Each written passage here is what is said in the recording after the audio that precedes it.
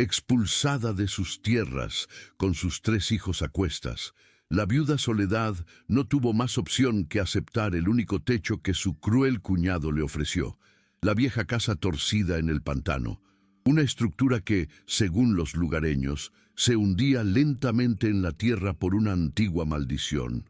Pero lo que nadie imaginaba era el secreto viviente que ella encontraría bajo las tablas podridas del suelo, una riqueza que no era de oro, sino de vida, y que era la verdadera causa de que la casa se torciera.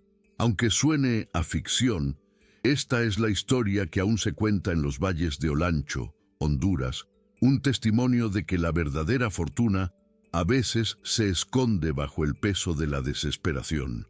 Si las historias sobre el poder de la conexión con la naturaleza y la justicia ancestral resuenan contigo, suscríbete al canal para que continuemos este viaje juntos. El sol de Olancho caía como un martillo sobre la tierra seca, pero el calor más agobiante era el que Soledad sentía en el pecho. Viuda, con el luto todavía pegado a la piel y el alma, se aferraba a las manitas de sus 3 hijos como si fueran las únicas anclas que le impedían disolverse en el polvo del camino. Lo habían perdido todo. La pequeña parcela de tierra que su esposo había trabajado con amor ahora pertenecía a otro, y los recuerdos de su hogar se desvanecían como el humo de un fuego extinto. Su nombre, Soledad, nunca le había parecido tan real, tan pesado. Era un eco constante de su abandono en un mundo que de repente se había vuelto hostil y silencioso, donde su única misión era proteger a esas 3 vidas inocentes. El arquitecto de su desgracia tenía un rostro familiar. Don Ramiro, su propio cuñado, un hombre de mirada fría y corazón endurecido por la codicia, que siempre había mirado las tierras de su hermano con envidia.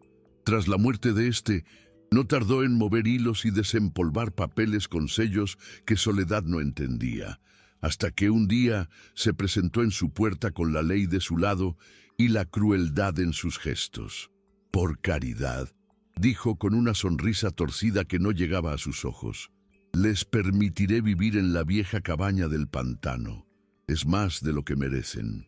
Con esas palabras, no solo les arrebató el techo y el sustento, sino que los condenó a un exilio en la propiedad más temida de la región. La cabaña del pantano no era una cabaña, sino el esqueleto de una. Surgía del lodo como una bestia herida, inclinada hacia un lado, como si la propia tierra intentara devorarla. Sus paredes de madera, podridas por la humedad, estaban torcidas en ángulos imposibles, y el techo de paja podrida dejaba entrever un cielo gris y plomizo. El aire era espeso y olía a descomposición y a flores extrañas y dulzonas que crecían entre el fango. Un precario puente de tablas resbaladizas era el único acceso, separándolos del mundo que los había desterrado. Soledad miró los rostros asustados de sus hijos y tragó saliva, forzando una calma que no sentía. Este infierno sería su hogar. El interior era peor. El suelo de madera estaba tan desnivelado que una canica rodaría sin remedio hacia la esquina más hundida de la única habitación. La casa no se quejaba con los crujidos habituales de la madera vieja. Gemía. Un lamento sordo y profundo que parecía venir de las entrañas de la tierra. Un sonido que hacía vibrar el piso bajo sus pies. Con una determinación feroz, Soledad se puso a barrer el polvo y las telarañas, intentando imponer un mínimo de orden en aquel caos. Esa noche, mientras sus hijos dormían acurrucados, ella se quedó escuchando. Escuchaba el canto de los insectos, el murmullo del pantano y, por debajo de todo, el extraño y rítmico hundimiento de su nuevo hogar. Un pulso lento que la arrastraba hacia un secreto enterrado bajo el lodo. Los días se convirtieron en semanas, y la vida en el pantano impuso su propia rutina. Soledad aprendió a leer las mareas del lodo y a distinguir los cantos de las aves nocturnas. Mientras sus hijos, con la asombrosa resiliencia de la infancia, convertían el suelo inclinado en un tobogán para semillas secas, Ella se obsesionó con el latido anómalo de la casa. Notó que el hundimiento no era uniforme. Se concentraba en la esquina más alejada de la puerta, un punto hacia el que todo parecía converger. El gemido de la madera era más intenso allí, y a veces, en el silencio de la madrugada, creía sentir una vibración sorda, como si una maquinaria pesada y antigua se moviera lentamente bajo el fango. La inclinación se hizo tan pronunciada que tuvo que calzar la pata de la mesa con una piedra para que los platos no se deslizaran. La revelación llegó con la primera gran tormenta de la temporada. El cielo se rompió y la lluvia cayó con una furia que parecía querer ahogar el mundo. La cabaña, atrapada en las mandíbulas de la tormenta, se sacudió y protestó con un crujido agónico. De repente, con un estruendo que hizo gritar a los niños, las tablas del suelo en la esquina maldita cedieron. No se abrieron a un pozo de lodo, como Soledad había temido, sino que se partieron sobre algo duro. A través de la madera astillada, a la luz de un relámpago, vislumbró el borde curvo y oscuro de algo metálico y grande, cubierto de tierra. El miedo luchaba en su interior con una nueva y extraña esperanza.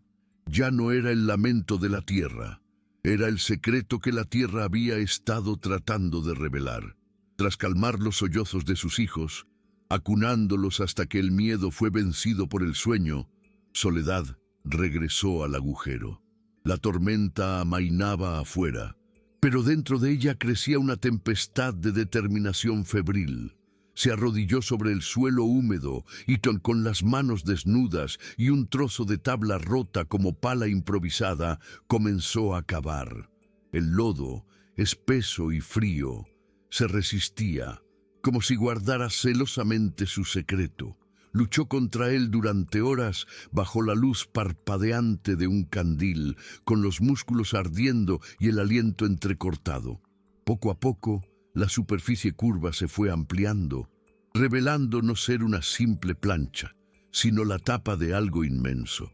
Una superficie de hierro oscuro, tachonada con remaches del tamaño de un puño y cubierta por una capa de óxido y tierra que eran uno solo con el tiempo.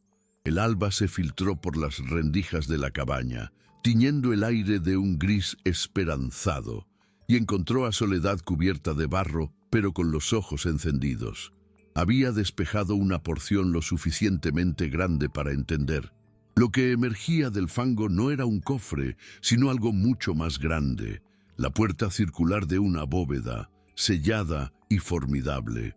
En el centro, grabada en el metal, una insignia casi borrada por los años, las iniciales de una familia terrateniente de la que solo hablaban las leyendas, una estirpe que amasó una fortuna incalculable en las minas de plata de la región y que desapareció sin dejar rastro un siglo atrás. Fue entonces cuando Soledad lo comprendió todo. El gemido de la casa, la inclinación, la vibración sorda, no era la cabaña hundiéndose en el pantano, era el pantano cediendo lentamente ante el peso aplastante de una fortuna olvidada. Y su cuñado, en su desprecio, la había exiliado exactamente encima de ella. La euforia del descubrimiento se desvaneció tan rápido como había llegado, reemplazada por el peso aplastante de la realidad. Frente a ella no había una puerta, sino un titán impenetrable. En el centro de la compuerta circular había una rueda de hierro macizo, un volante de cierre que parecía soldado por el tiempo. Soledad la agarró con ambas manos, tensó los músculos de la espalda y empujó con todo el peso de su cuerpo y su desesperación. La rueda ni siquiera se estremeció, estaba tan inerte como las rocas que formaban las montañas de Olancho. Lo intentó una y otra vez hasta que sus manos sangraron y sus hombros ardieron, pero el monstruo de hierro se burlaba de su debilidad. El futuro de sus hijos estaba al otro lado de esa plancha de metal, tan cerca y a la vez tan inalcanzable como las estrellas. Se derrumbó junto a la bóveda, con el aliento entrecortado, escuchando el suave goteo del agua de la tormenta que se filtraba por el techo. un sonido que ahora parecía contar los segundos de su fracaso. La fuerza no era la respuesta. Tenía que haber otra forma. Con la mente acelerada, Soledad volvió a examinar la compuerta, esta vez no como un obstáculo, sino como un acertijo. Sus dedos, cubiertos de lodo y sangre, recorrieron cada remache, cada centímetro de la superficie fría. Se detuvo de nuevo en la insignia familiar, las iniciales grabadas. Empezó a limpiarla con más cuidado, usando un trozo de su falda para quitar el barro endurecido. No eran solo letras, sino que estaban entrelazadas con un patrón de engranajes y picos de minero, un mapa de surcos y relieves. Siguió la línea de un pico grabado con la yema del dedo, presionando mientras seguía su contorno. De repente, sintió un clic casi imperceptible bajo la presión. Su corazón dio un vuelco, probó con otro punto del grabado, una muesca en un engranaje, y otro clic resonó, esta vez más profundo.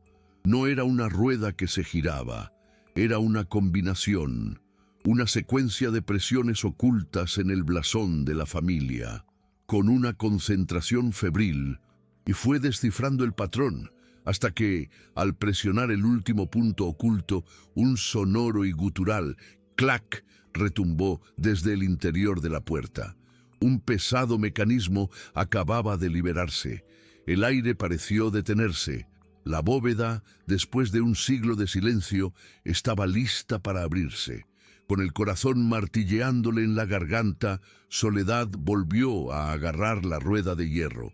Ya no era un enemigo inerte, sino la llave a su destino. Giró. Esta vez, la rueda se dio con un chirrido de protesta. Un lamento metálico que resonó en la pequeña cabaña como el despertar de un gigante. Era un esfuerzo titánico. Cada centímetro que giraba parecía arrancárselo a un siglo de óxido y abandono.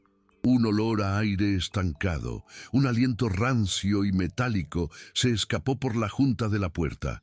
Poniendo la espalda y los hombros contra el borde de la compuerta, empujó con la fuerza que solo una madre acorralada puede invocar. La pesada plancha de hierro se arrastró sobre el lodo, abriendo una rendija de oscuridad absoluta, una negrura más profunda que la noche sin estrellas. El monstruo de hierro se había rendido. Sosteniendo su candil con mano temblorosa, Soledad asomó la llama al interior. La luz vacilante se deslizó sobre la oscuridad y se ahogó, incapaz de llenar el vasto vacío. Pero en su breve recorrido, algo le devolvió el destello, no un destello, sino miles. A medida que sus ojos se acostumbraban, el aliento se le quedó atrapado en el pecho. No era una habitación, sino una cripta de riqueza. Apilados hasta donde alcanzaba la vista, había lingotes de plata, opacos por el tiempo, formando muros grises de fortuna. A su lado, cofres de madera oscura, algunos reventados por su propio peso, derramaban cascadas de monedas de oro, collares de perlas y esmeraldas que brillaban con un fuego verde y profundo bajo la luz del candil. Era un océano de riqueza dormida, el tesoro perdido de una leyenda, tan vasto que parecía irreal, una alucinación nacida de la desesperación. Soledad se quedó paralizada en el umbral, una figura manchada de lodo contemplando un sueño imposible. El futuro de sus hijos no estaba asegurado, estaba forjado en oro y plata macizos. El trance se rompió cuando uno de sus hijos tosió en sueños. La realidad la golpeó con la fuerza de una ola, se adentró en la bóveda, y el aire frío y muerto la envolvió. Sus pies descalzos se posaron sobre un lecho de monedas de plata que se esparcían desde un cofre roto. Se agachó y con dedos que aún temblaban, recogió una sola pieza de oro. Era pesada, sólida, más real que el hambre que sentía en el estómago. En su superficie, el rostro de un rey olvidado la miraba desde el pasado. No era un sueño. El miedo, frío y lúcido, se apoderó entonces de ella. Esta fortuna era un faro, y si su luz se veía, atraería a depredadores mucho peores que su cuñado. El secreto era su única arma, su única defensa. Con un esfuerzo sobrehumano, empujó la pesada puerta de la bóveda, que protestó con un quejido agónico antes de cerrarse con un clonk sordo y definitivo, devolviendo el tesoro a su siglo de oscuridad. De vuelta en la penumbra de la cabaña, Soledad trabajó con una precisión febril. Volvió a colocar las tablas rotas del suelo, disimulando la fractura con lodo y restos de madera podrida hasta que el agujero fue una cicatriz casi invisible en el suelo ya destrozado. Cuando el primer rayo de sol real se coló por la ventana, la encontró sentada en el suelo, cubierta de barro seco, pero con una nueva luz en la mirada. Ya no era la viuda desamparada, sino la guardiana de un poder inimaginable. Comprendió que la verdadera riqueza no estaba en el oro, sino en el silencio. Su plan comenzó a tejerse en su mente, no con hilos de codicia, sino de supervivencia y una fría sed de justicia. No huiría, no haría alarde de nada, seguiría siendo Soledad, la pobre viuda del pantano. Dejaría que la casa siguiera hundiéndose, que su cuñado se regodeara en su mezquina victoria. Cada gemido de la cabaña sería una nana para su secreto, y cada día de miseria a la vista de todos. Un paso más en la construcción de su venganza silenciosa. Su prisión se había convertido en su fortaleza y su coartada perfecta. La primera incursión fue un acto de fe y sigilo. Esperó a la luna nueva, cuando la negrura del pantano era un manto protector.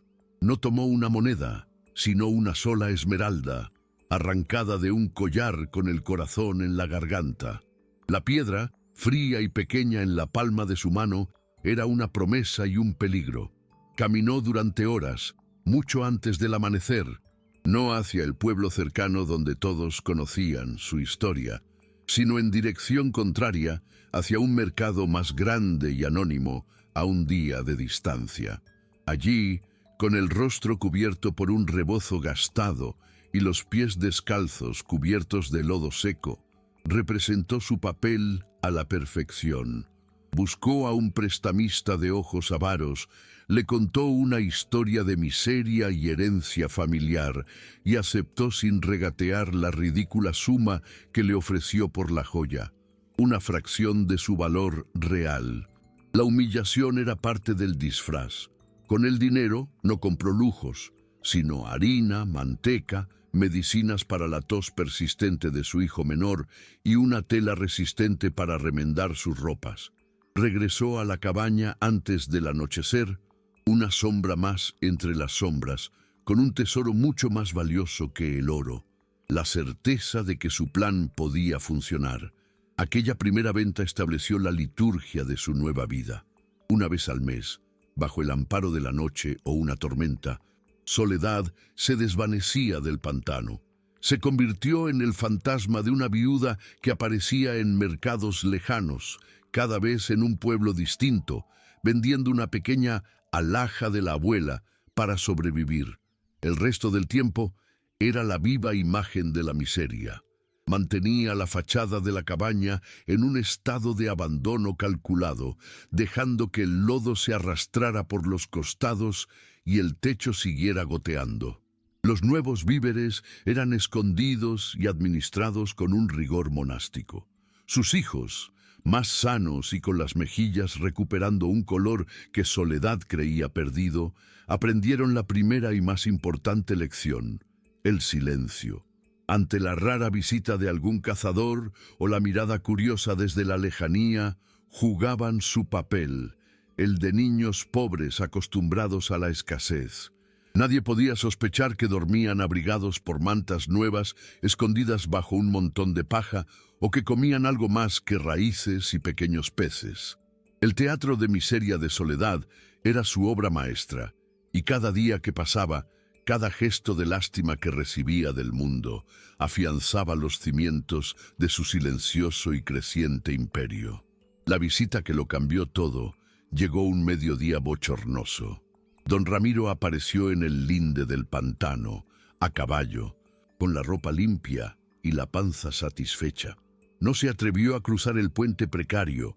Se quedó al otro lado, una figura de poder, observando su patético reino de miseria. Soledad lo vio venir y, con una mirada tan sutil como el cambio en el viento, sus hijos entendieron. Dejaron caer los hombros, sus risas se apagaron y sus rostros adoptaron la máscara de hambre y resignación que tan bien habían ensayado. «¡Cuñada!», gritó don Ramiro con falsa jovialidad. Solo pasaba a ver si el pantano no se los había tragado todavía. Soledad se acercó al borde del puente, encorvándose como una rama débil.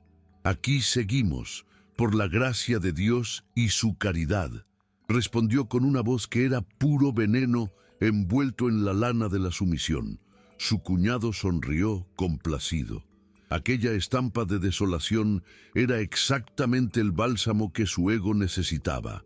Sacó una moneda de su bolsillo y la lanzó. El cobre aterrizó con un chapoteo en el lodo, a pocos centímetros de los pies descalzos de Soledad. «Para que tus crías coman pan», dijo, y se marchó sin esperar respuesta, dejando tras de sí una estela de polvo y humillación. Soledad no se movió hasta que el sonido de los cascos se perdió. Luego, con una calma aterradora, se agachó y recogió la moneda del barro, no como una mendiga, sino como quien recoge una deuda. Aquella humillación fue el catalizador. La supervivencia ya no era suficiente, ahora ardía en ella el fuego de la justicia. Comprendió que el tesoro, en manos ignorantes, era tan solo un peso muerto. Ella no solo sería su guardiana, sino su maestra. En su siguiente viaje, además de las provisiones, Soledad buscó algo más. En la trastienda de un librero anciano, en la ciudad más lejana a la que se atrevió a llegar, cambió una pequeña perla por un lote de libros viejos y manchados, un manual de geología, un tratado sobre metales preciosos y un almanaque de comercio. Las noches de Soledad se transformaron. Mientras la cabaña gemía su canción de hundimiento, ella, a la luz de un candil, devoraba las páginas.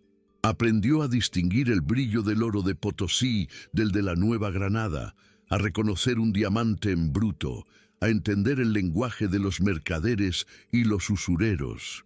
El tesoro bajo sus pies dejó de ser un montón de riqueza para convertirse en un ejército. Cada lingote era un soldado, cada gema una espía. Su mente, antes ocupada solo por el hambre y el miedo, ahora trazaba mapas, calculaba valores y diseñaba una estrategia a largo plazo. La viuda del pantano estaba forjando, en el más absoluto secreto, las armas para una guerra que nadie, y menos aún don Ramiro, sabía que estaba a punto de librarse.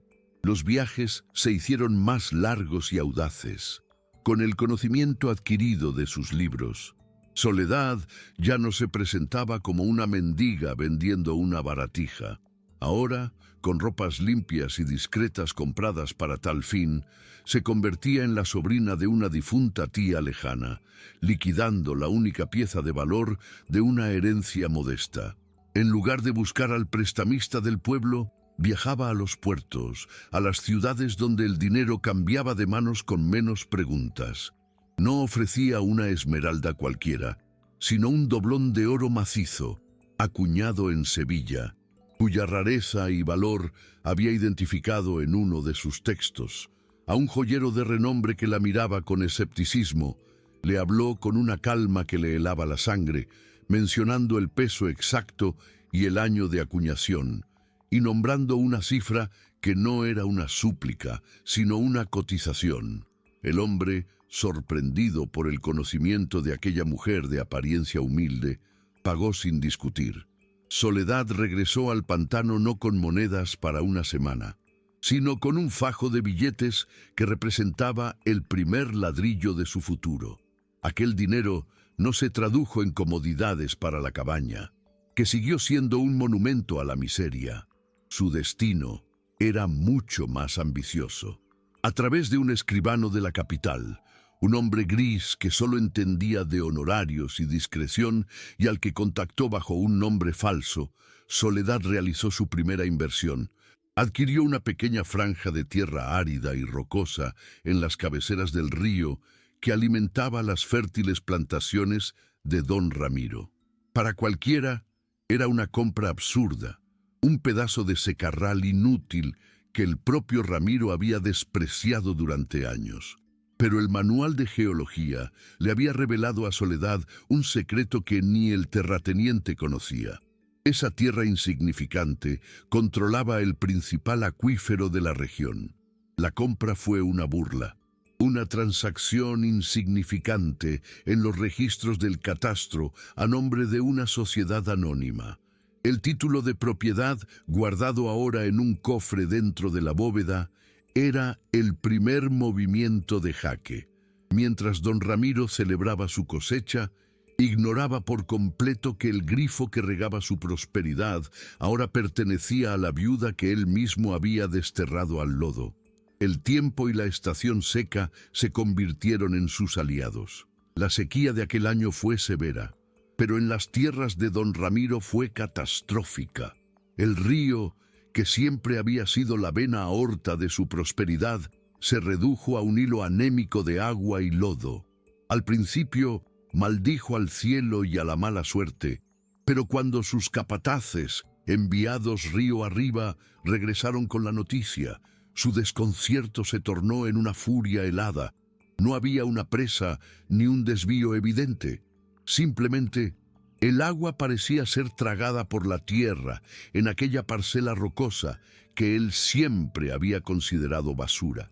Un estudio más profundo de los registros reveló lo impensable. El yermo pertenecía ahora a una desconocida sociedad de inversiones del Alba. Don Ramiro se encontró luchando contra un enemigo sin rostro, una entidad legal contra la que sus tácticas de matón eran inútiles. La burocracia era un pantano más denso y peligroso que aquel donde había exiliado a Soledad. Y por primera vez en su vida, el hombre acostumbrado a tomarlo todo por la fuerza se sintió impotente. Soledad escuchaba los rumores en sus viajes, noticias sobre la mala racha de don Ramiro, sobre sus cultivos marchitos y su ganado sediento. No sentía alegría, sino la fría confirmación de que su plan funcionaba. La sequía autoinducida era solo la primera fase. Sabía que un terrateniente ahogado en deudas y con una cosecha perdida se vuelve predecible. Su siguiente viaje a la capital tuvo un propósito diferente.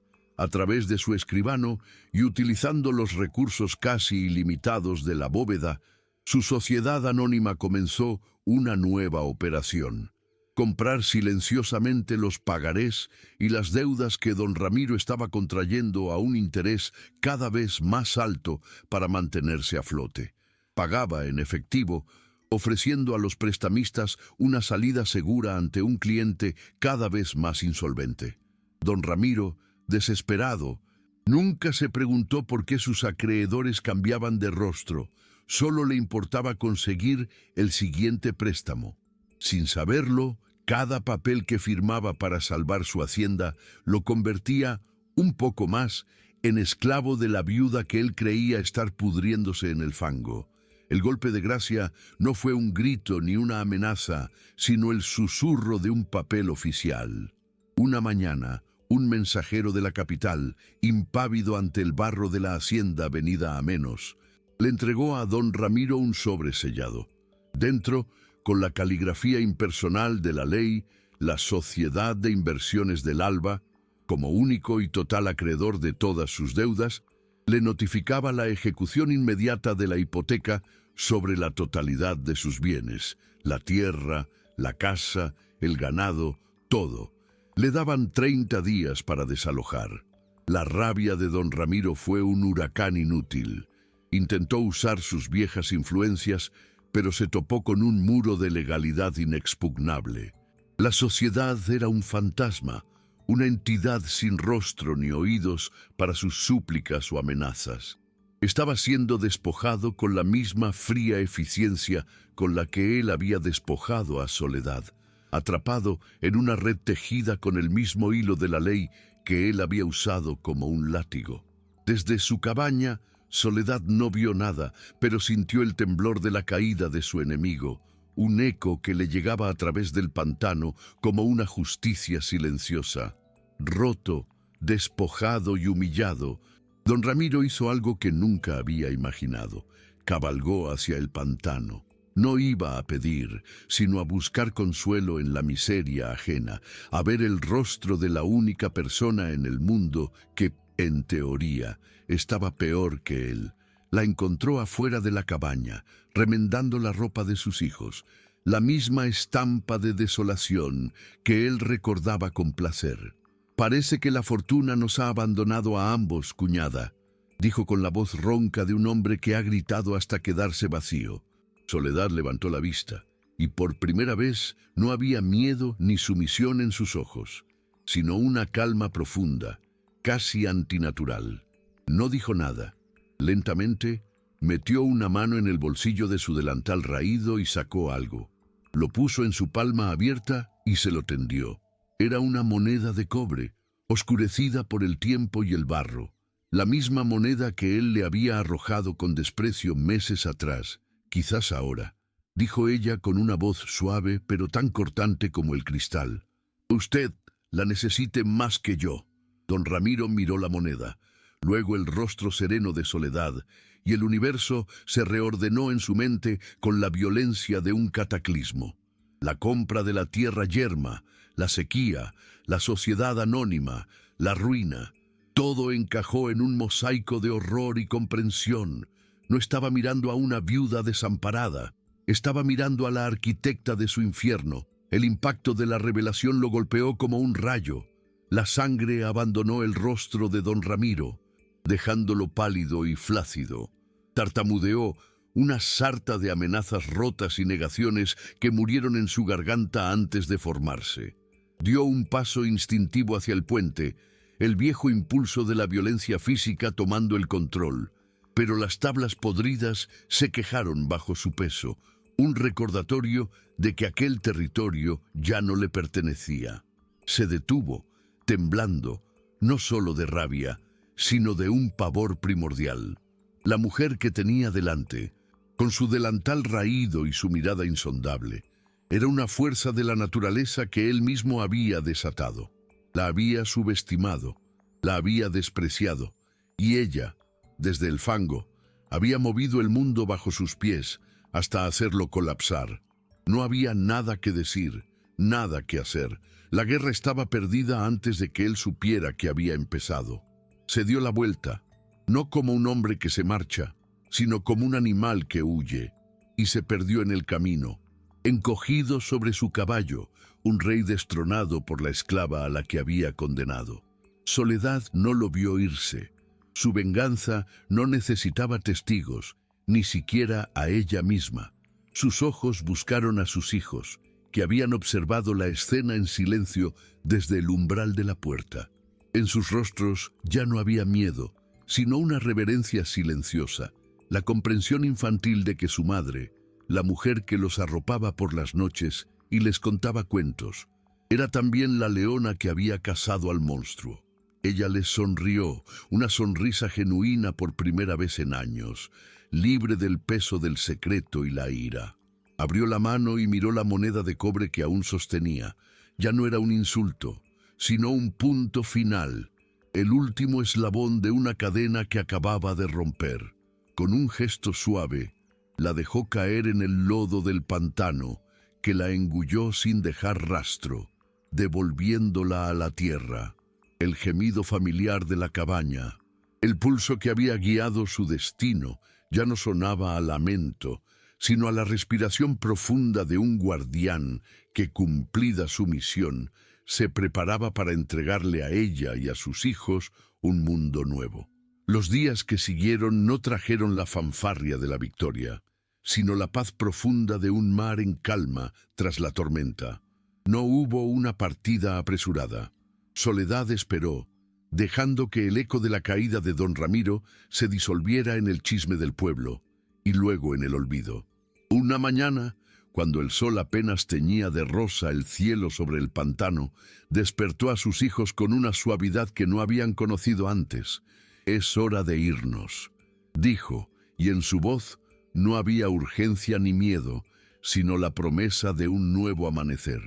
No empacaron harapos ni recuerdos de miseria. Solo se llevaron los libros, las mantas nuevas y la ropa limpia que habían mantenido escondida. Al cruzar el puente por última vez, Soledad no miró hacia atrás. Sabía que la cabaña, ahí fiel hasta el final, continuaría su lento y digno hundimiento, guardando para siempre en su vientre de lodo el secreto de su origen y el peso del oro que la había hecho inclinarse, no por debilidad, sino para señalarle el camino. Su destino no fue la hacienda recién adquirida, un trofeo manchado con la memoria de su cuñado, sino una casa modesta y anónima en una ciudad costera a cientos de kilómetros, comprada legalmente por la Sociedad del Alba. Cuando sus hijos entraron y corrieron por un suelo que no se inclinaba, cuando tocaron paredes que no supuraban humedad y se asomaron a ventanas que enmarcaban un cielo azul y no las ramas retorcidas del pantano, sus risas llenaron el espacio como agua fresca, llenando un cántaro vacío. Esa noche, Soledad los arropó en camas de verdad, bajo un techo que no goteaba. Mientras los observaba dormir, con los rostros relajados y libres de la sombra del hambre, comprendió que su guerra no había terminado con la derrota de Ramiro, simplemente había cambiado de naturaleza. Ya no era una lucha por la supervivencia, sino por la construcción. La viuda del pantano había muerto con la moneda que se tragó el lodo. Ahora, ante el mundo, ella era simplemente Soledad, una mujer con un futuro por escribir y 3 vidas preciosas por las que asegurarse de que cada palabra valiera oro. Los años que siguieron fueron una lección de metamorfosis. La vida en la ciudad costera no borró los hábitos del pantano, los transformó. La vigilancia de Soledad, antes dedicada a detectar el peligro en el crujido de una rama, ahora se aplicaba a los matices de un contrato. El sigilo con el que se movía en la oscuridad para llegar a un mercado lejano, ahora lo usaba para navegar los círculos sociales y financieros sin revelar nunca más de lo necesario.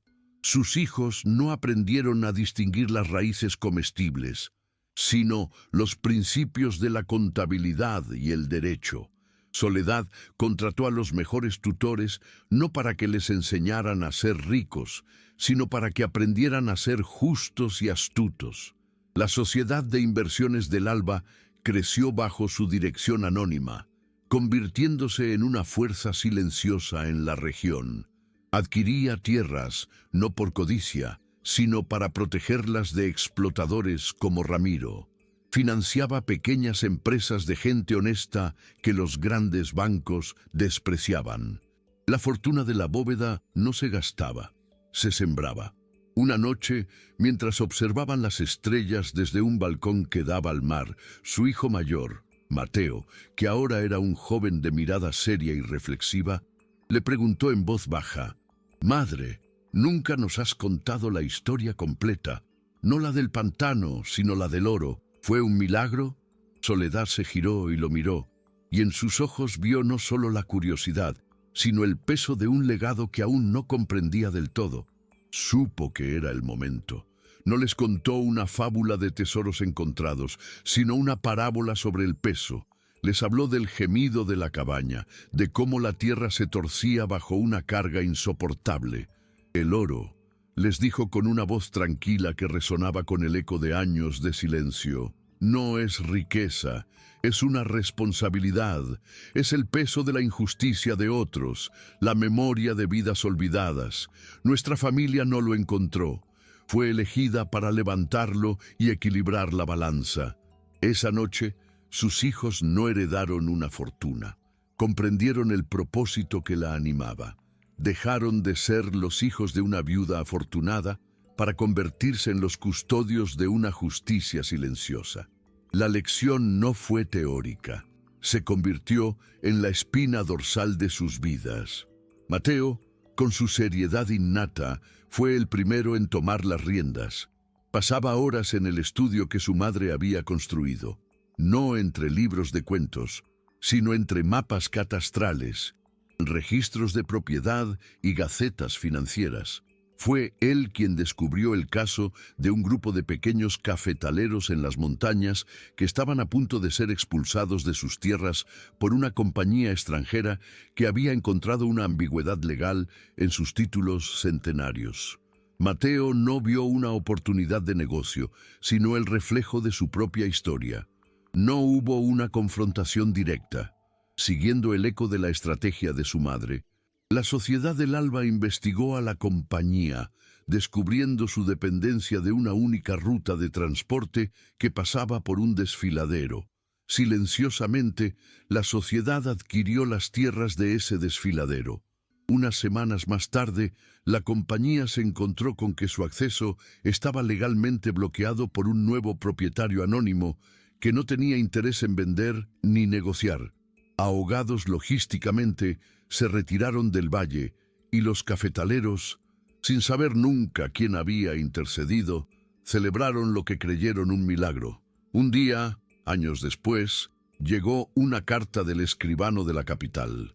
Entre los informes rutinarios de la sociedad había una nota personal. Un topógrafo enviado a la antigua región de Olancho para reevaluar las tierras, ahora propiedad de la sociedad, informaba de un suceso peculiar. Tras una temporada de lluvias sin precedentes, el pantano había reclamado lo que quedaba de la vieja cabaña. Se había hundido por completo, desapareciendo bajo una capa de lodo y agua que ahora era lisa y tranquila. El secreto de la bóveda y lo que aún quedaba en ella estaba ahora sellado no por el hierro y el óxido, sino por el abrazo impenetrable de la tierra. Soledad leyó la nota sin una pizca de nostalgia. No sintió que había perdido un tesoro, sino que se había liberado de un ancla. La casa que se hundía había cumplido su propósito. Ya no era un lugar en el mapa, sino el punto de origen de una leyenda familiar. Miró a sus hijos, ahora adultos, que discutían un nuevo proyecto para financiar una escuela en una aldea remota, y supo que el verdadero tesoro nunca había estado bajo el suelo. El oro se había transmutado en conciencia, y su peso, finalmente, había encontrado su equilibrio, no en el lodo de un pantano, sino en las manos de la siguiente generación. La leyenda familiar, sin embargo, no tardó en enfrentarse al eco de su propia historia. Una hambruna, nacida de una plaga y una mala gestión gubernamental, asoló las tierras altas de Olancho, la misma región que los había visto nacer y que los había desterrado. Las noticias llegaban a la costa como susurros de fantasmas. Familias perdiendo sus tierras por deudas de hambre, los mismos depredadores de siempre circulando como buitres. Para los hijos de Soledad no fue una noticia lejana, sino una llamada. Se reunieron en el estudio, ya no como niños que escuchaban un cuento, sino como un consejo de guerra. Elena, la segunda hija, cuya empatía se había afilado hasta convertirse en una herramienta de análisis social, presentó los informes de sus contactos anónimos en la zona. Lucas, el menor, ahora un joven prodigio con los números, tradujo el sufrimiento en cifras y proyecciones logísticas. Y Mateo, como siempre, trazó la estrategia en un mapa. No enviarían limosnas. La Sociedad del Alba comenzó a comprar en secreto las deudas de los pequeños agricultores a través de intermediarios, congelándolas. Al mismo tiempo, financiaron la compra de grano en regiones lejanas para inundar el mercado local y hacer bajar los precios, arruinando a los especuladores. Actuaban como una fuerza invisible de la naturaleza, una marea que llegaba para restaurar un equilibrio perdido. En medio de esta operación, un informe de un agente local contenía una nota al pie de página que heló el aire en el estudio. Mencionaba a un anciano indigente, enfermo y repudiado por todos, que vivía de la caridad en las afueras del pueblo principal. Un hombre cuyo nombre era una maldición susurrada en la región, Ramiro. El dilema cayó sobre la mesa con el peso de una lápida. Ignorarlo era fácil. Ayudarlo parecía una traición a todo lo que habían sufrido. Esa noche, por primera vez en años, buscaron el consejo de su madre. Soledad los escuchó en silencio, su rostro sereno iluminado por la luz de la luna que entraba desde el balcón. No había en ella ni un atisbo de triunfo ni de odio. Su guerra había terminado hacía mucho tiempo. La justicia, les dijo finalmente, con la misma voz tranquila con la que les había hablado del oro, no es la hermana de la venganza, es la madre del equilibrio. No dio más órdenes, pero sus hijos comprendieron. Unos días después, el médico del pueblo recibió una donación anónima de un benefactor de la capital, con instrucciones específicas para asegurar que un anciano llamado Ramiro tuviera un techo, comida caliente y medicinas hasta el fin de sus días, sin que jamás supiera el origen de aquella improbable misericordia. Era el acto final, no de perdón, sino de poder absoluto, el poder de cerrar un círculo no con un golpe, sino con un susurro, transformando la última brasa de una vieja herida en el anónimo calor de una hoguera para un extraño. El acto de caridad anónima hacia su antiguo verdugo no fue un final, sino un rito de paso. Liberados del fantasma de Ramiro, los hijos de Soledad transformaron la sociedad del Alba de un instrumento de justicia reactiva en una fuerza proactiva de equilibrio. Su red de agentes, antes dedicada a espiar a terratenientes y prestamistas, ahora identificaba comunidades al borde del abismo, artesanos a punto de perder su oficio o aldeas enteras amenazadas por la sequía. No entregaban dinero, inyectaban oportunidad, financiaban la construcción de un pozo, compraban en secreto la patente de un inventor para devolvérsela a su comunidad, o creaban cooperativas que daban a los agricultores el poder de negociación que nunca tuvieron. La leyenda de la sociedad creció, convirtiéndose en un susurro de esperanza en los mercados y en las haciendas. La sombra justa, la llamaban algunos, una mano invisible que detenía la caída del débil y frenaba la codicia del fuerte.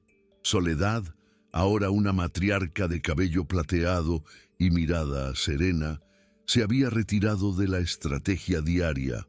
Observaba desde su balcón, viendo no cómo sus hijos manejaban una fortuna, sino cómo administraban un milagro, convertidos en los arquitectos de un mundo un poco más equilibrado que el que a ella le había tocado sufrir. Pero el mundo exterior no permanecía estático, y el equilibrio que habían logrado era frágil. Una nueva era de progreso llegó al país, impulsada por un gobierno en la capital ávido de capital extranjero y grandes proyectos de infraestructura. Su joya de la corona era el Gran Ferrocarril Nacional, una serpiente de hierro y vapor destinada a conectar los puertos con las minas del interior. Sobre los mapas era una línea de prosperidad.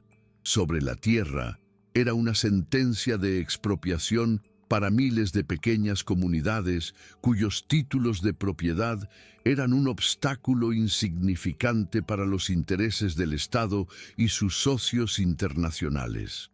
Esta vez, el enemigo no era un hombre codicioso como Ramiro, sino un sistema impersonal y voraz, amparado por la ley, financiado por bancos de Londres y protegido por el ejército. Cuando Mateo extendió el mapa del trazado ferroviario sobre la mesa del estudio, los tres hermanos se miraron en silencio. La línea roja atravesaba docenas de valles y comarcas donde la sombra justa había pasado años tejiendo su red de protección. Se enfrentaban a un leviatán contra el que sus métodos de sigilo y presión económica parecían las armas de un niño. La guerra silenciosa por Olancho había terminado. La batalla por el alma del país estaba a punto de comenzar. El Consejo de Guerra se reunió, no con la ira de los despojados, sino con la fría precisión de los cirujanos. Mateo, Elena y Lucas ya no eran los hijos de una víctima, sino los generales de un ejército invisible. Comprendieron que un ataque frontal sería un suicidio. El Leviatán aplastaría cualquier oposición directa y la marcaría como una revuelta contra el progreso. Su estrategia, heredada de su madre, debía ser más sutil. No lucharían contra el ferrocarril, sino contra su alma, el cronograma y el presupuesto. «El monstruo tiene dos corazones», sentenció Lucas, con los dedos trazando las líneas de financiación que llegaban hasta los bancos de Londres, el tiempo y el dinero. Si sangra por uno, el otro dejará de latir. Elena asintió, añadiendo los informes de su red. Y su piel es la ley de expropiación, una ley arrogante que asume que sus oponentes son débiles e ignorantes. Fue Mateo quien unió las piezas. Entonces no seremos débiles y seremos todo menos ignorantes. No construiremos un muro para detenerlo. Crearemos un laberinto legal del que no pueda salir. La orden se transmitió por canales invisibles. Decenas de agentes de la sombra justa, disfrazados de agrimensores, mercaderes ambulantes y clérigos viajeros, se adelantaron a los equipos del ferrocarril. No fueron a protestar, sino a comprar. A cada familia en el camino de la línea roja le ofrecían un precio justo por sus tierras, muy por encima del valor de expropiación del gobierno, junto con una parcela equivalente, o mejor, en valles cercanos, ya propiedad de la sociedad. No era una compra, era un éxodo planificado. Cuando los ingenieros del gobierno llegaron con sus teodolitos y sus notificaciones de expropiación, no encontraron campesinos asustados a quienes intimidar, sino un desierto de títulos de propiedad recién firmados. Cada parcela, cada derecho de paso, cada servidumbre de agua a lo largo de 100 kilómetros pertenecía ahora a un único y fantasmal propietario, la Sociedad de Inversiones del Alba. Los abogados del ferrocarril, preparados para aplastar a individuos, se encontraron frente a un solo adversario, uno que no tenía rostro, que no respondía a amenazas y que respondía a cada notificación con una avalancha de objeciones legales tan complejas y antiguas que parecían extraídas de los archivos del propio virreinato. El progreso, por primera vez, se había topado con un pantano hecho de papel. El estancamiento se convirtió en un escándalo nacional. La prensa de la capital, financiada por el gobierno y sus socios, rugía contra la sociedad fantasma, pintándola como un nido de usureros antipatriotas que estrangulaban el futuro de la nación por un puñado de tierra. El ministro de Obras Públicas, un hombre de bigote engominado y discursos grandilocuentes, prometió en el Congreso desenmascarar y aplastar a estos traidores. Se movilizó todo el aparato del Estado. Los mejores juristas buscaron resquicios en las leyes. Espías intentaron rastrear el origen de los fondos de la sociedad. Y se ofreció una recompensa por cualquier información que llevara a sus directores. La presión era inmensa. Un cerco invisible que se estrechaba no sobre una cabaña en un pantano, sino sobre una casa anónima en la costa. Por primera vez, los hijos de Soledad sintieron el calor de un fuego que amenazaba con consumir no solo su misión, sino su propia existencia. Pero mientras el gobierno gastaba sus energías atacando a una sombra en su propio país, los hermanos desataron la segunda fase de su plan, una ofensiva tan silenciosa y distante que nadie en la capital pudo verla venir. Elena, a través de una red de corresponsales y agentes comerciales que había cultivado durante años en los puertos, comenzó a filtrar información a los círculos financieros de Londres. No eran panfletos revolucionarios, sino informes sobrios y detallados, repletos de los datos que Lucas había destilado. Analizaban los sobrecostes exponenciales del proyecto, el creciente riesgo político de un gobierno que intentaba legislar retroactivamente para favorecer a sus socios, y el clima de inestabilidad jurídica que esto generaba para cualquier inversión extranjera. Los informes no pedían nada, simplemente presentaban los hechos con la fría lógica de un contador. Sugerían que el capital, como el agua, siempre busca el terreno más estable y rentable, y que el gran ferrocarril nacional se estaba convirtiendo a ojos vista en un desierto financiero. El monstruo no sería decapitado, moriría de sed en su propia cuna dorada. Las gotas de veneno informativo cayeron en el pozo del optimismo financiero de Londres con una eficacia letal. Primero fueron susurros en los clubes de caballeros, luego preguntas cautelosas en las juntas directivas.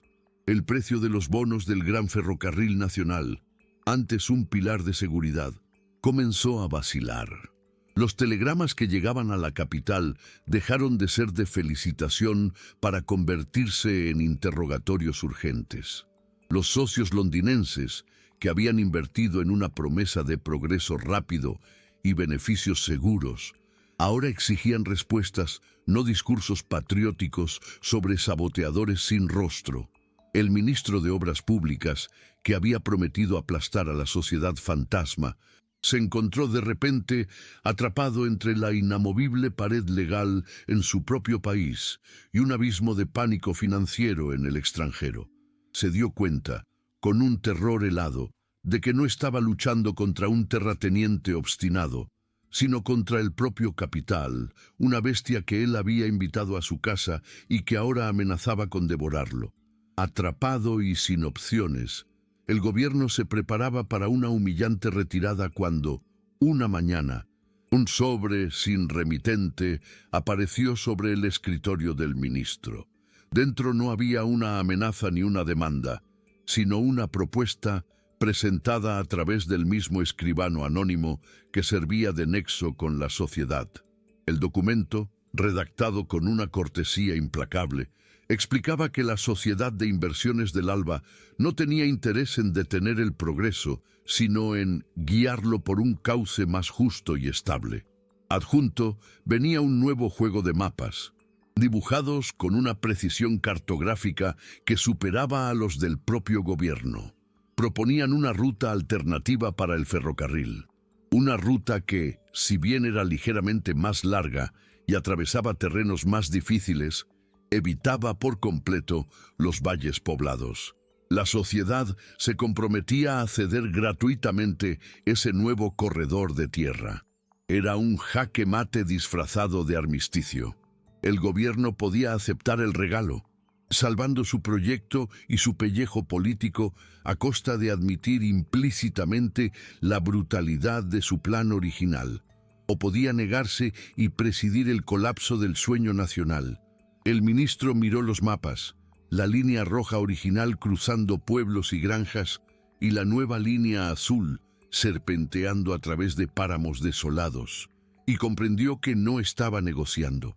Estaba rindiéndose a un poder que no solo había previsto cada uno de sus movimientos, sino que ya había construido el mundo en el que se vería obligado a vivir. La capitulación fue tan silenciosa como la guerra que la había precedido. En una rueda de prensa convocada de urgencia, el ministro de Obras Públicas, con una sonrisa forzada que no disimulaba el sudor en su frente, anunció un ajuste visionario al trazado del gran ferrocarril. Habló de nuevos estudios geológicos y de una generosa colaboración con intereses patrióticos que habían donado los terrenos necesarios para una ruta más segura y eficiente. La prensa oficial celebró la sabiduría y flexibilidad del gobierno. El monstruo de hierro y vapor cambió su curso. En los valles que habían sido sentenciados, la vida continuó su ritmo inalterado, y las familias, sin saber jamás que habían estado al borde del abismo, vieron pasar las columnas de humo del progreso a una distancia segura, como una tormenta que se desvía en el horizonte. La Sociedad de Inversiones del Alba no recibió crédito ni condena. Simplemente se desvaneció de los titulares, volviendo a ser un susurro, una leyenda en los pasillos del poder, un recordatorio de que existían fuerzas capaces de mover el mundo sin hacer ruido. En la Casa de la Costa, la noticia fue recibida no con vítores, sino con el solemne silencio de un deber cumplido. Soledad, que había observado la batalla desde la distancia, como una vieja general que confía en sus lugartenientes, reunió a sus hijos en el balcón que daba al mar. Ya no eran los niños asustados del pantano, ni los jóvenes arquitectos de la venganza, sino los custodios de un poder que finalmente habían aprendido a dominar. El legado del tesoro se había transmutado por completo. El peso aplastante que había torcido los cimientos de una cabaña olvidada ahora era la fuerza invisible que enderezaba el destino de una nación. Soledad miró a sus hijos, sus rostros serios y decididos bajo la luz de las estrellas, y supo que la historia de la viuda había terminado.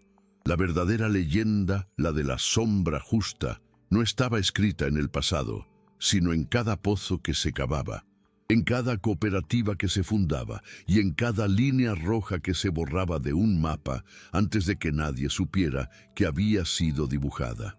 La paz que siguió a la guerra del ferrocarril fue de una naturaleza diferente.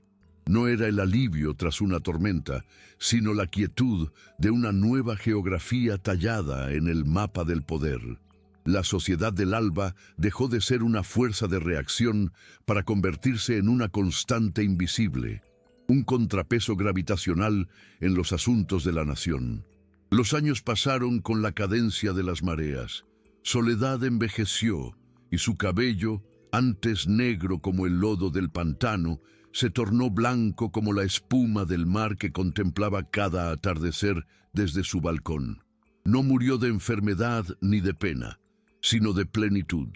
Una mañana, sus hijos la encontraron en su silla, con la vista perdida en el horizonte y una leve sonrisa en los labios, como si finalmente hubiera visto llegar a la orilla el barco que había estado esperando toda su vida. Para el mundo, fue la muerte sin importancia de una anciana anónima. Para sus hijos, fue la caída silenciosa de la estrella polar que había guiado su existencia.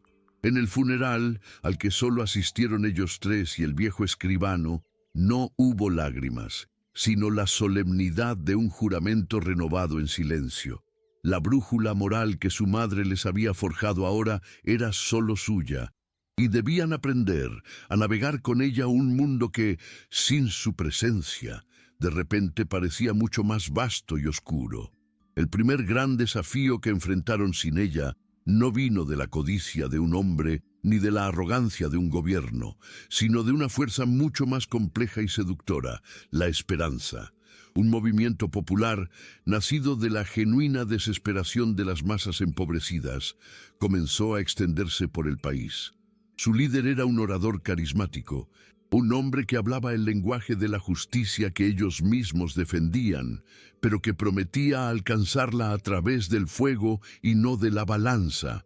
Proponía la expropiación por la fuerza, la abolición de todas las deudas por decreto y la purga de las viejas élites. Sus seguidores lo veían como un mesías. Los hermanos, con un terror creciente, veían el reflejo distorsionado de sí mismos, una versión de su poder despojada de paciencia, sigilo y ley. La sociedad se encontró atrapada en una encrucijada imposible. Oponerse a este nuevo líder era traicionar al pueblo que habían jurado proteger, convirtiéndose en los defensores del sistema que ellos mismos habían combatido desde las sombras. Apoyarlo, sin embargo, significaba financiar una tiranía en ciernes, desatando un monstruo que, en su afán de devorar a los culpables, terminaría por consumir también a los inocentes. En su primera reunión sin la silla vacía de su madre, la pregunta que flotaba en el aire del estudio era más pesada que todo el oro de la bóveda: ¿cómo se salva al pueblo de sus propios salvadores? La discusión que siguió en el estudio fue la más difícil de sus vidas. Elena, con la voz quebrada por una empatía que era tanto su don como su cruz, defendía la pureza del movimiento. ¿No es este el grito que hemos estado esperando escuchar?, argumentaba, paseando frente a los mapas. Es la voz de los despojados, la rabia que nuestra madre sintió en el pantano. Negarles nuestro apoyo es negar nuestro propio origen. Lucas, por el contrario, golpeó una pila de informes sobre la mesa. Su rabia es justa, sus soluciones son veneno, sus decretos económicos no son un plan, son una sentencia de muerte para el país. Provocará una hambruna peor que la que pretende curar. Son números, Elena, no poesía. Fue Mateo, en silencio hasta entonces, quien se acercó a la silla vacía de su madre y posó una mano en el respaldo. Madre, nos enseñó a equilibrar la balanza, no a romperla, dijo con una calma que silenció la habitación. Este hombre no ofrece equilibrio, ofrece un cataclismo, y en el caos que siga, los buitres serán más grandes y más hambrientos. No lucharemos contra el hombre, sino contra el hambre que le da voz. Le robaremos su causa, no su vida. La estrategia que diseñaron esa noche fue su obra maestra de sigilo, una sinfonía de susurros contra un huracán de gritos. Mientras el líder carismático congregaba multitudes en las plazas, prometiendo confiscar la riqueza de los opresores, la sociedad del alba se movía por las arterias invisibles del país. No se enfrentaron a él, lo hicieron irrelevante. Lucas orquestó una operación logística que empequeñecía las del propio gobierno. Flotas de barcos sin bandera, compradas a través de corporaciones fantasma, comenzaron a descargar en puertos secundarios miles de toneladas de grano adquirido en mercados internacionales. Elena, a través de su red de clérigos y médicos rurales, se aseguró de que este alimento no fuera una limosna, sino que se vendiera a precios subsidiados a través de cooperativas locales que la sociedad capitalizaba en secreto, creando una economía de subsistencia que cortocircuitaba a los especuladores. Y Mateo, por su parte, inició una campaña de información tan sutil como letal. En lugar de atacar al líder, filtró a la prensa independiente pruebas irrefutables de la corrupción de los funcionarios específicos que habían provocado la crisis, dando al pueblo un rostro concreto al que culpar, desviando la furia abstracta que el líder cosechaba. No estaban apagando el fuego, estaban eliminando metódicamente el combustible que lo alimentaba. El efecto fue tan devastador para el líder como una sequía para una cosecha. Sus discursos, que antes encendían fuegos, ahora caían sobre la tierra húmeda de estómagos satisfechos. Intentó denunciar el grano barato como un truco, un veneno de los ricos para adormecer al pueblo, pero era difícil maldecir el pan que tus propios seguidores estaban horneando. Mientras tanto, las pruebas de corrupción que Mateo había sembrado florecieron en un escándalo que devoró la atención pública. La ira del pueblo, antes un arma difusa en manos del líder, se convirtió en un bisturí preciso que extirpaba a los funcionarios culpables. La gente no necesitaba un Mesías que les prometiera un paraíso lejano. Tenían comida en sus mesas y veían a los ladrones conocidos ser arrastrados ante la justicia. La marea de la revolución no se detuvo con un dique. Simplemente retrocedió por falta de agua, dejando al líder carismático solo en una playa de promesas rotas, gritándole a un mar que ya no le escuchaba. El líder no cayó en una batalla épica, se evaporó. Su movimiento se desintegró, no por la represión, sino por la irrelevancia, convirtiéndose en una nota a pie de página en los libros de historia que la Sociedad del Alba algún día financiaría.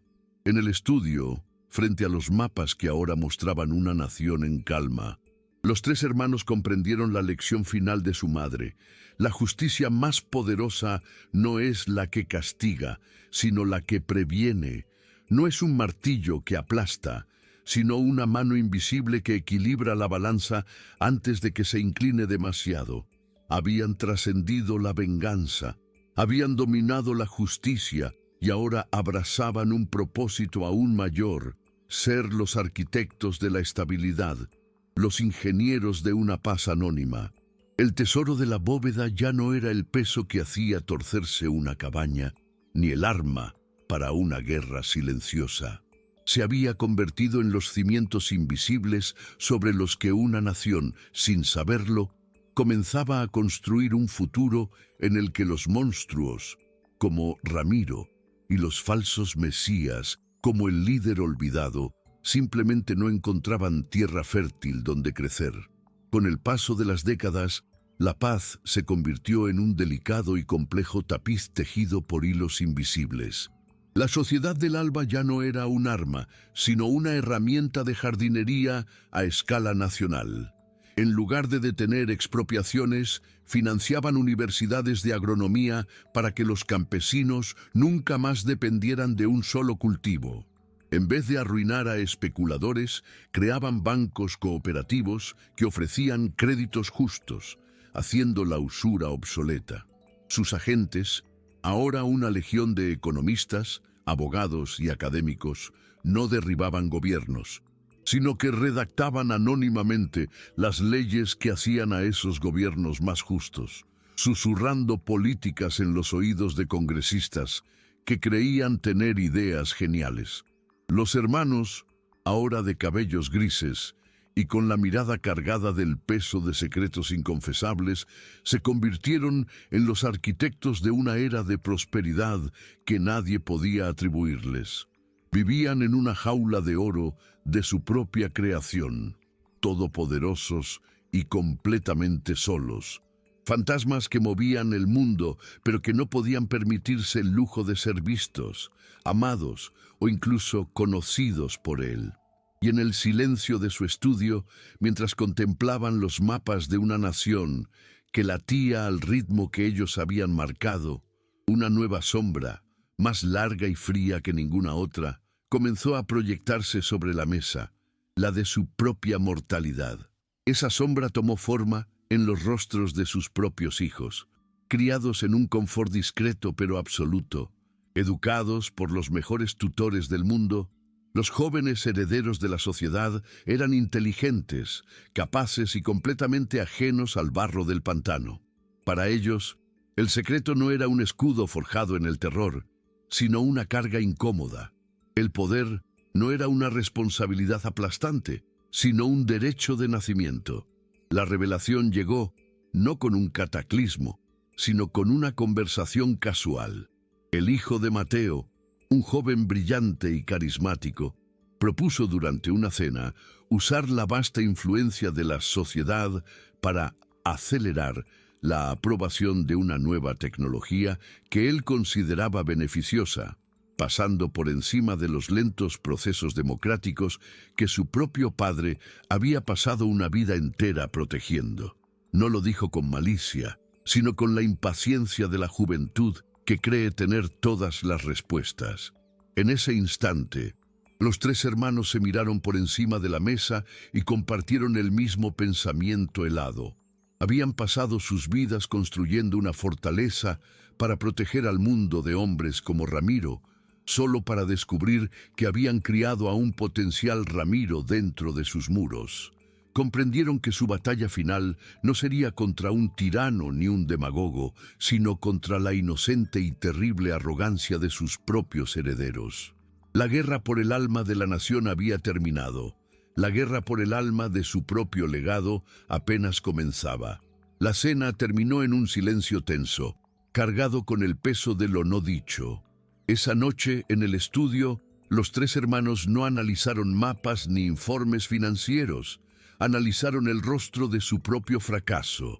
Les hemos dado todo, menos lo único que importaba, susurró Elena, con la mirada perdida en la silla vacía de su madre. Les hemos dado el poder, pero no la memoria del dolor que lo justifica. Lucas, por una vez sin la armadura de su pragmatismo, asintió con gravedad. Creen que el equilibrio es el estado natural del mundo, no el resultado de una guerra perpetua y silenciosa. Para ellos, el pantano es una metáfora, un cuento antes de dormir. Fue Mateo quien se levantó y caminó hacia la ventana, observando la oscuridad del mar. Entonces, dijo, su voz resonando con una decisión irrevocable que heló a sus hermanos. Dejaremos de contarles cuentos. Si no entienden el peso, tendrán que sentirlo. Si no recuerdan el barro, tendrán que hundirse en él. Volveremos a Olancho. Una semana después, bajo el pretexto de una inspección de tierras de vital importancia para el futuro de la sociedad, los herederos fueron convocados. Llegaron en sus mejores galas, impacientes y llenos de opiniones, listos para un viaje de negocios. Pero no hubo carruajes esperándolos en la estación final del ferrocarril. Solo sus padres, vestidos con ropas sencillas y ásperas, junto a un par de mulas cargadas con lo esencial. Las protestas de los jóvenes, una mezcla de incredulidad, indignación y ofensa, se estrellaron contra un muro de autoridad silenciosa y absoluta que nunca antes habían conocido. Se les ordenó cambiar sus ropas de seda por lienzos burdos, sus zapatos de cuero por alpargatas. Durante días, viajaron a pie por los mismos caminos polvorientos que su abuela había recorrido, comiendo lo que cabía en una alforja y durmiendo bajo las estrellas. El viaje los despojó de su arrogancia capa por capa, reemplazándola con el cansancio, el hambre y una confusión que rayaba en el miedo. Finalmente, llegaron al linde de un pantano fétido y silencioso. Ante ellos no había nada, solo un claro de lodo y agua estancada, un paisaje desolado donde la tierra parecía supurar una tristeza antigua. Allí, donde una vez una cabaña se había hundido bajo el peso de un tesoro, Mateo se detuvo y, por primera vez en todo el viaje, habló a sus desconcertados hijos. «Bienvenidos a casa», dijo. «Aquí es donde empieza todo, y aquí es donde aprenderán o se romperán». El desprecio inicial en los rostros de los jóvenes se cuarteó bajo la opresiva humedad del pantano. «¿Es una broma?», espetó el hijo de Mateo, limpiándose una gota de sudor de la frente. «¿Nos has arrastrado hasta este infierno para darnos una lección de historia?» Mateo no respondió. Simplemente señaló el claro de agua estancada. «Aquí no había una casa», dijo con una voz desprovista de emoción. «Había una tumba de madera que se hundía, y vuestra abuela no encontró un tesoro. Encontró el peso que la estaba enterrando viva». Fue Elena quien continuó, su voz temblando con el eco de un miedo infantil que nunca la había abandonado del todo. Les habló de las noches interminables, del sonido del hambre en el estómago de su hermano pequeño, de los gemidos de la madera que eran la nana de su miseria. Les describió el rostro de su madre a la luz de un candil, una máscara de barro y agotamiento, cavando con las manos desnudas, no movida por la codicia, sino por el pánico animal de una madre que ve a sus crías morir de frío. Lucas concluyó con la frialdad de un forense diseccionando un cadáver. Les habló de la primera esmeralda vendida por una miseria, del teatro de la pobreza, del silencio como única armadura. El cuento de hadas que conocían se disolvió en el aire fétido, reemplazado por la cruda realidad. Su mundo no había nacido de un milagro, sino del grito silencioso de una mujer enterrada en el fango. El silencio que siguió a sus palabras fue más pesado que el aire del pantano. Los jóvenes, por primera vez en sus vidas, no tenían respuesta. Fue entonces cuando Mateo desató las palas de una de las mulas y las arrojó al suelo con un ruido sordo. «Ahora cavarán», ordenó. Ante la mirada atónita de sus hijos, su voz se endureció como el hierro. «No para encontrar oro, ya no queda nada aquí. Cavarán para encontrar el dolor en sus espaldas, para sentir las ampollas en sus manos. Cavarán hasta que cada músculo les grite, hasta que el barro les pese más que su propio nombre. Cavarán para entender, no con la mente, sino con el cuerpo, lo que cuesta levantar un mundo desde el fondo del infierno». No hubo más discusión. Bajo la mirada implacable de sus padres, los herederos de la sombra justa, con sus manos suaves y sus cuerpos desacostumbrados al esfuerzo, tomaron las palas. El primer golpe contra el lodo pesado y pegajoso fue el sonido de su vieja vida rompiéndose. Mientras el sol descendía, Convirtiendo el pantano en un caldero de cobre y sombras, los jóvenes cavaban, llorando de rabia y agotamiento, sin saber que cada palada de barro que levantaban era un ladrillo con el que, por fin, estaban empezando a construir los cimientos de su propia alma. El primer día fue un infierno de orgullo herido. El segundo, una agonía de músculos desgarrados y manos sangrantes. Al tercer día, algo se rompió. No fue un hueso ni un músculo, sino la coraza de arrogancia que los había protegido toda su vida. El hijo de Mateo, el más desafiante, fue el primero en caer, no con un grito, sino con un sollozo silencioso. De rodillas en el fango, vencido no por la autoridad de su padre, sino por la aplastante e indiferente realidad del barro. Sus padres no se limitaron a observar. Al amanecer y al atardecer, tomaban las palas y trabajaban a su lado, en silencio, con el ritmo constante de quienes conocen el lenguaje del agotamiento. No les ofrecieron consuelo, pero compartieron la carga, enseñándoles sin palabras que aquel castigo era también su herencia compartida. Poco a poco, el acto de cavar se transformó. Dejó de ser una humillación para convertirse en un mantra, un ritual. Cada palada era una sílaba en una historia que ahora sentían en la tensión de su propia espalda. El barro dejó de ser un enemigo y se convirtió en un confesor que absorbía su rabia, su autocompasión y su ignorancia, hasta que solo quedó el vacío resonante del esfuerzo puro. Fue en el crepúsculo del cuarto día cuando la pala del hijo de Mateo golpeó algo duro. El sonido sordo y sólido rompió el ritmo hipnótico del trabajo. Por un instante, el viejo cuento del tesoro brilló en sus ojos, un último destello de la fantasía que había sido su vida. Pero al apartar el lodo, no encontraron el brillo del oro ni la curva de una bóveda. Encontraron una piedra plana y tosca, una insignificante losa de río.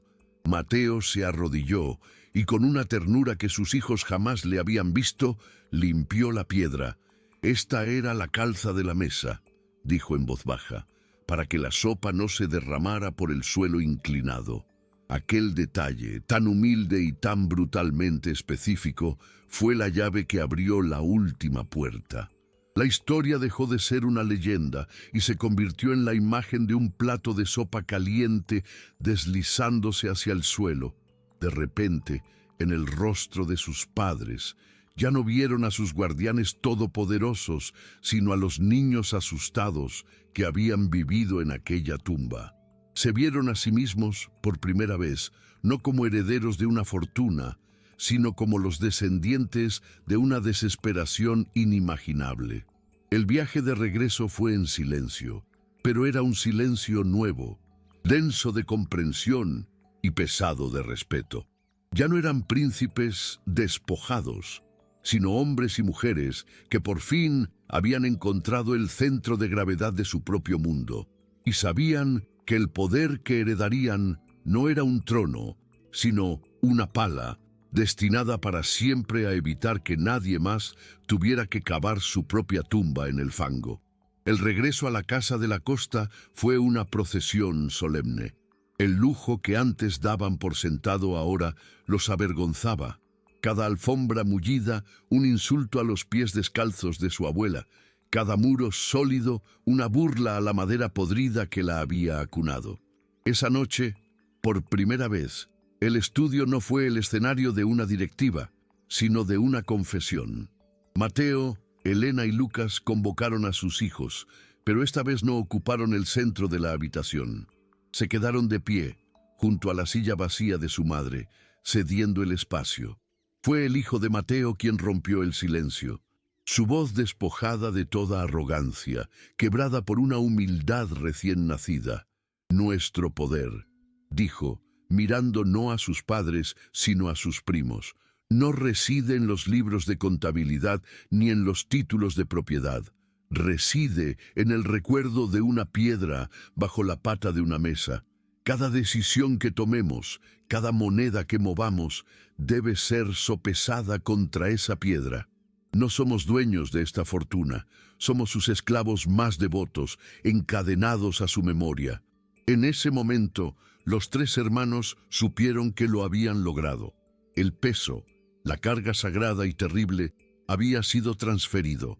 La prueba de fuego llegó semanas después, en la forma de un informe rutinario que en el pasado habrían ignorado.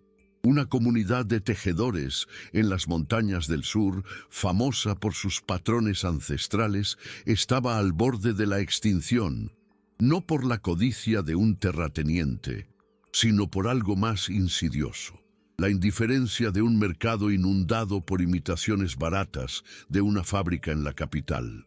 La vieja guardia habría diseñado un ataque económico para asfixiar a la fábrica, pero los herederos, reunidos por primera vez como un consejo unificado, propusieron una solución que llevaba el eco de una nueva sabiduría. En lugar de destruir, crearían, usando la red de la sociedad, no para presionar, sino para seducir. Abrieron galerías de arte y boutiques en las ciudades más ricas, presentando los textiles no como mercancías, sino como el legado de una nación. Financiaron un libro que documentaba la historia de cada patrón y la vida de las mujeres que los tejían. Crearon una marca de lujo, la memoria del hilo, que hizo de la autenticidad su estandarte. La fábrica de imitaciones no fue arruinada, simplemente se volvió irrelevante. Una sombra pálida frente a la vibrante luz de una tradición que ahora se vendía a precios de oro. Mateo, Elena y Lucas observaron desde la distancia, viendo a sus hijos mover los hilos del mundo no con la furia de una venganza, sino con la delicadeza de un tejedor, entendiendo que el mayor poder no es el que rompe, sino el que une los hilos rotos del pasado para tejer con ellos un futuro más fuerte. Así, el principio del tejedor se convirtió en la doctrina no escrita de la tercera generación. Comprendieron que la verdadera estabilidad no se lograba extirpando tumores, sino fortaleciendo el tejido sano del cuerpo social para que la enfermedad no encontrara dónde anidar. La sociedad del alba se transformó de una fuerza de intervención quirúrgica en una de nutrición sistémica. En lugar de esperar a que un usurero acorralara a un pueblo, financiaban la creación de una cooperativa de crédito local años antes. En vez de luchar contra una ley de aguas injusta, invertían en la educación de una nueva generación de abogados y ecologistas procedentes de las mismas comunidades amenazadas. La sombra justa dejó de ser un nombre susurrado. Su existencia se disolvió en miles de actos de construcción anónimos, convirtiéndose en el andamiaje invisible que permitía a la sociedad repararse a sí misma. El recuerdo del pantano ya no era una herida, sino un mapa que les mostraba dónde el suelo era más débil y necesitaba cimientos más profundos. Pero esta nueva era de construcción trajo consigo la última y más profunda revelación. Se dieron cuenta de que el secreto, la herramienta que les había dado el poder, se había convertido en la última anomalía, en el último desequilibrio. Su familia, por virtuosa que fuera, seguía siendo un poder no electo, una monarquía benevolente en un mundo que luchaba por la democracia. El acto final de justicia no era usar el poder correctamente, sino renunciar a él. En una última reunión en el estudio, frente a la silla vacía de su abuela, tomaron la decisión que completaba el ciclo. Durante un año, trabajaron con el viejo escribano para ejecutar su testamento final. La sociedad de inversiones del Alba fue disuelta, y su vasta e incalculable fortuna, transmutada ya en activos legales y corporaciones legítimas, fue transferida irrevocablemente a una serie de fundaciones independientes y perpetuas, cada una con un mandato público y un consejo de administración autónomo. El oro que había hundido una cabaña se convirtió en la dotación de la Fundación Nacional para la Justicia Agraria, en las becas de la Institución para la Preservación de las Artesanías, en el capital del Banco para el Desarrollo Comunitario. La sombra, y finalmente había dado a luz al alba, y al firmar el último documento, los descendientes de Soledad no perdieron un imperio. Se liberaron de una corona, convirtiéndose por fin en ciudadanos de la nación que su familia, desde el fango, había pasado un siglo construyendo en silencio. La disolución de la sociedad no los dejó en la pobreza, pero sí en un profundo y desconcertante silencio. El estudio, antes el corazón palpitante de una nación invisible, se convirtió en una simple biblioteca. Los mapas que cubrían las paredes ya no eran campos de batalla, sino recuerdos de guerras ganadas. Por primera vez, el sonido de las olas que rompían contra la costa no era el telón de fondo de una conspiración, sino simplemente el ritmo del mar. Fueron días de una extraña levedad, como si un peso que habían llevado desde el nacimiento les hubiera sido quitado de los hombros. Ya no eran generales de un ejército invisible, sino simplemente una familia. Se redescubrieron unos a otros en las pequeñas cosas, en paseos por la playa, en cenas, sin la sombra de un informe sobre la mesa, en las risas de sus hijos que ahora jugaban sin la carga de un destino preescrito. Habían renunciado a un imperio para heredar algo infinitamente más valioso, una vida ordinaria ganada a través de un siglo de batallas extraordinarias. La leyenda de la sombra justa se desvaneció con el tiempo, no por haber sido olvidada, sino por haberse vuelto innecesaria. Su justicia ya no era un susurro en la oscuridad, sino la obra visible de la Fundación para la Justicia Agraria o el murmullo de los telares en una cooperativa financiada por la Institución para las Artesanías.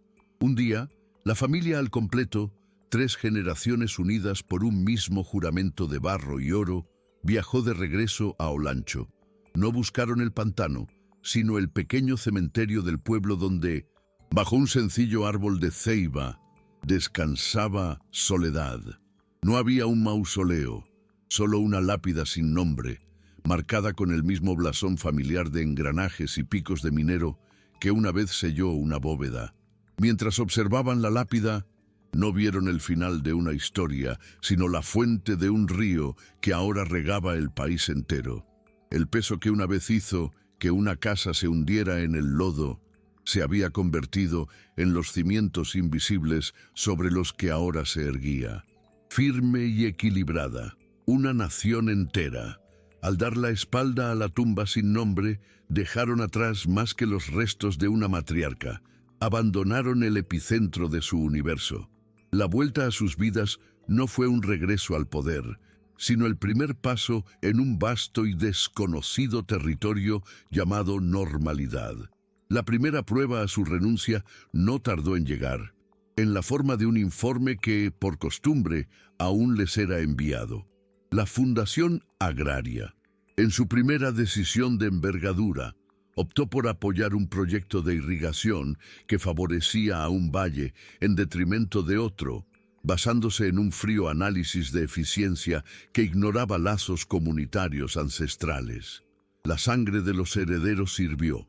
El impulso de tomar un teléfono, de mover un hilo invisible, fue casi insoportable. Fue el nieto de Elena, el más poeta de todos, quien los detuvo. Construimos un barco y lo botamos al mar, dijo, con una calma que desmentía la tormenta en sus ojos. No podemos ahora pretender gobernar las mareas. Debemos confiar en que lo construimos lo suficientemente bien como para que llegue a buen puerto, incluso si toma rutas que no habríamos elegido.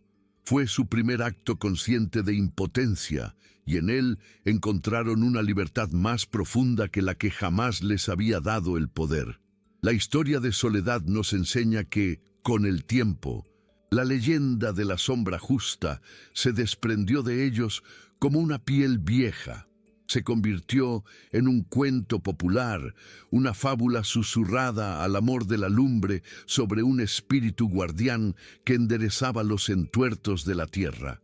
Los niños pedían que les contaran cómo la sombra había desviado el ferrocarril o cómo había hecho llover pan durante la hambruna. La historia ya no les pertenecía. Un día, una bisnieta de Lucas, una niña de ojos curiosos que estudiaba historia en la universidad, regresó a casa con un libro recién publicado, Mitos fundacionales de la nación. En un capítulo se analizaba el folclore de la sombra justa como una manifestación del anhelo popular por una justicia divina ante la ineficacia del Estado. La niña, ajena por completo a la verdad, leyó el pasaje en voz alta durante la cena, fascinada.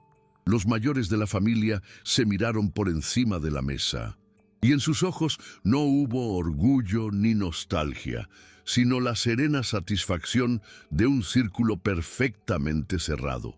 Habían creado una fuerza tan poderosa que, al soltarla, se había convertido en parte del alma de la nación que habían salvado. El oro, por fin, se había disuelto por completo, transmutado no ya en fundaciones, sino en la creencia colectiva de que un mundo más justo no solo era posible, sino que era su derecho de nacimiento. Si este mensaje tocó tu corazón, suscríbete y comparte para que más personas descubran el verdadero valor de la conexión con la naturaleza y la justicia ancestral.